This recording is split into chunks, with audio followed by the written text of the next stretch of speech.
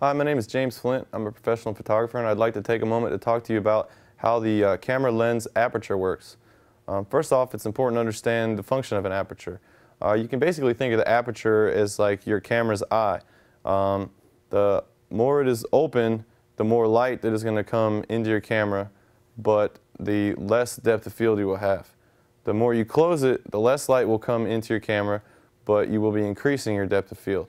Now it kind of gets a little confusing because the bigger the aperture is open, the smaller your aperture number. So an aperture of like 2 or 4 is going to have a very wide open eye, wide open aperture, and it's going to allow a lot more light to come into the camera. This is ideal if if you're in a low light situation. If you don't have your aperture open wide enough, you're not going to get enough light in, and you're not going to capture an image.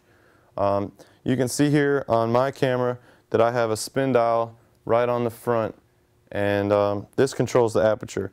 The lowest aperture setting on this camera is 3.5.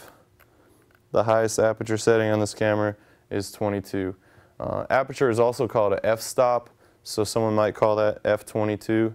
Again, there's multiple ways to say the same thing with cameras, but it's just mostly important to understand that as you decrease the number of your f-stop, like going down to like 2 or 3.5, you're going to make that eye wider and more open, so more light can come in.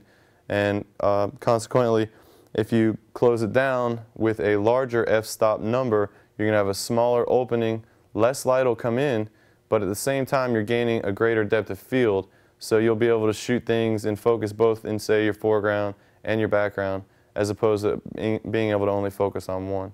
So it's important, if you want to have manual control over your camera and adjust your own settings, to have a working understanding of the aperture, and those are the basics.